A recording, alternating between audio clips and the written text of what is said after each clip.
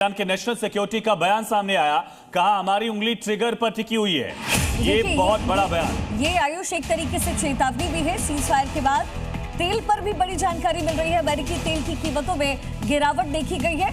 ये कयास में लगाए जा रहे थे। यूएस ऑयल रेट में 15% से अधिक की गिरावट हुई है। और ब्रेंट क्रूड ऑयल की कीमत भी अब गिरकर $95 प्रति बैरल आ चुकी है। $113 तक ही पहुंच गई थी। इसमें भी लगभग $15 की गिरावट देखी जा रही तुरंत।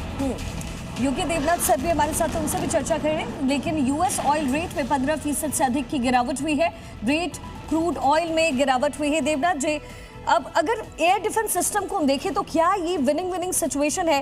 प्लस एड ऑन टू जो अभी भी बड़ी खबर आई है ऑयल को लेकर, जाहिर है इंडियन मार्केट पर भी इसका सीधा और डायरेक्ट असर पड़ने वाला है। जी हाँ शिखा, सबसे पहले तो colonel Mayank army ordnance corps हमारे साथ शो में हैं और मैं आर्मी ऑर्डिनेंस कोर और कर्नल मयंक को ऑर्डिनेंस कोर की 291वीं वर्षगांठ पर शुभकामनाएं जताना चाहता हूं। देखिए, बात चल रही थी ऑर्डिनेंस की, logistics supply chain army ordnance core, America की ऑर्डिनेंस कोर भी मेंटेन करती है।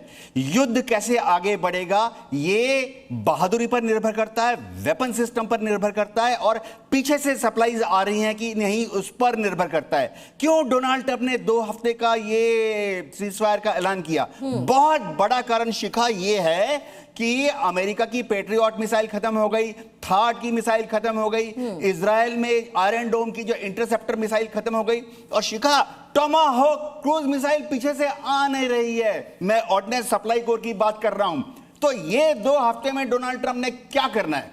उन्होंने दबाव बनाए रखना है ईरान के ऊपर, स्ट्रेट ऑफ हॉर्मुज खोलो। लेकिन शिखा, इसके पीछे वास्तविक रीजन ये है कि वो अपनी मिसाइलों को, अपनी सप्लाईज को होनोलुलु, हवाई, गुआम से मूव कर रहे हैं वेस्ट एशिया।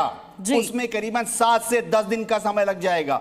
इसी तरह से वो अमेरिका ने अपने वॉर रिजर्व का बहुत बड़ा हिस्सा रखा है जापान के ओकिनावा में और दक्षिण कोरिया के बुसान में। उनको बुसान से और ओकिनावा से मूव किया जा रहा है शिखा। उसमें भी करीबन 5 से 7 दिन का समय लगेगा। सप्लाई चेन मैनेजमेंट कर रहे हैं डोनाल्ड ट्रंप। अभी जो क्रूड ऑयल में गिरावट हुई है